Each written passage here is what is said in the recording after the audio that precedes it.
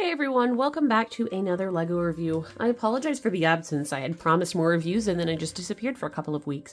I have had some personal things that have come up that have just really made it virtually impossible for me to record. So I apologize for that, but I'm back and able to make more videos, and since then have acquired a couple more sets. So I have a backlog coming, so just be prepared for that. I also would really like to make a commentary on the new smart bricks for LEGO Star Wars coming out and just kind of my initial thoughts on them, and see if I can bring any new thoughts to the general consensus. Probably not at all. Anyway, but today we are taking a look at Cobb Vanth's speeder. Set 75437 Cobb Vanth's speeder with 207 pieces retails for $35, which I personally think is crazy. They have a new rebranding of the Mandalorian sets with the Mandalorian and Grogu at the top and sort of this like shiny blue greebling. I like the box, actually. It's really nice. It comes with Cad Bane and Cobb Vanth, and it is based off of, I think this was season 2 of the Mandalorian. It's an older set, and I think that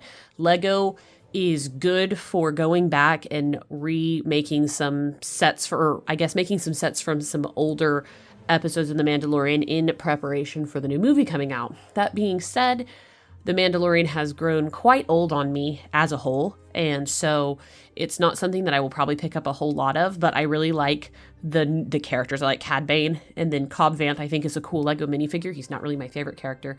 And then they also have a companion set that comes with this, which is the Mandalorian's speeder, which for me, I didn't pick up initially because I had a small speeder that I had just used from Trouble on Tatooine, but I legitimately cannot find it in my collection. I thought that I had it sitting somewhere and I can't find it, so I might have sold it.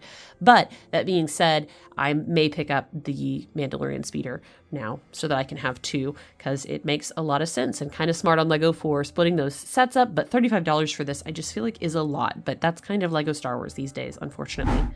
So overall, it's honestly not much, but the minifigures are really what make this set, and I'm pretty much a sucker for any kind of speeder set because they're really compact for the most part, and you can kind of collect a lot of speeders. Looking back at my collection back here, I have a ton of them that I see, so I like speeders apparently. Checking out Cad Bane first, and I think he looks great. I was initially worried when this set came out that he was going to be just a reissue of the Cad Bane that we got a couple of years ago, and thankfully he is not, and this is a cheap way to get a Cad Bane. So now we have 4 different versions of him, which is really cool. I love when that happens, and I think he looks great. He's got a unique hat. That breathable piece is again unique and totally new outfit, very Western looking. Very cool for that, and his face is even a lighter blue as well, so that's really cool. And then we have Cobb Vanth, and I think he looks pretty good overall. I think they got his character likeness down pretty well. I like the hair choice. The face looks good. I really like how worn Boba Fett's torso piece is, as well as the helmet. That makes an exclusive Boba Fett helmet in this set, which is really interesting. And of course you can put that on him. He has the jetpack and a secondary really cavalier smile. And if you want to put the helmet on him, he looks pretty good. So got the new antenna piece for Boba Fett, and just a really cool way to get that helmet piece in like a really scratched up look. I'm a big fan of that, honestly. As far as the speeder goes, it's kind of a take it or leave it for me. I remember seeing this on the show and thinking it was really cool that they used a pod racer engine, but it is kind of an awkward ship. When built in LEGO, it looks overly large. I mean, it is a big ship, I think, in the show, but there's something about it that I don't really like this barrel piece here. And it's sort of like the sidecar look. I'm just not a huge fan of. The controls are interesting. The minifigure cannot hold on to them because these handles just don't work with that. And there's no place to put Boba Fett's helmet, unfortunately, and I find that to be a bummer. They should have like put a peg on there or something. I mean, you might be able to like squeeze it on here. Yeah, I take that back. You could squeeze it on there and that looks pretty good. There's no real spot for his gun though that they give you. You can kind of just have him hold it, I suppose. But yeah, there's no way really for him as a minifigure to grab onto the controls.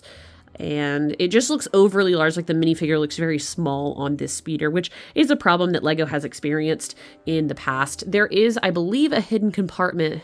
Forgive me, I built this some time ago.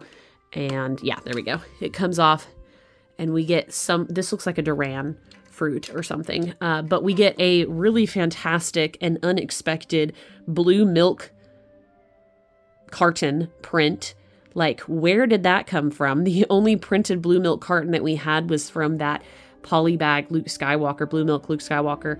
And I honestly couldn't tell you if it's the same because I have him, he's just way over in a different area.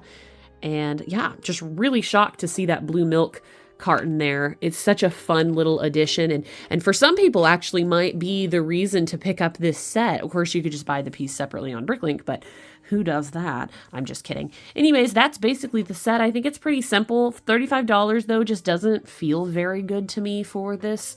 I really like the blue milk and the fact that you get 2 brand new minifigures and then a brand new painted Boba Fett helmet. And so there definitely is some value there, especially if you are interested in getting like all the Mandalorian sets. At this point, you have trouble on Tatooine.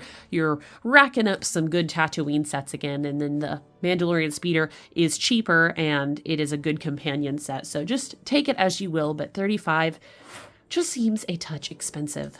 Though I imagine we will see more Mandalorian sets coming up just due to the movie.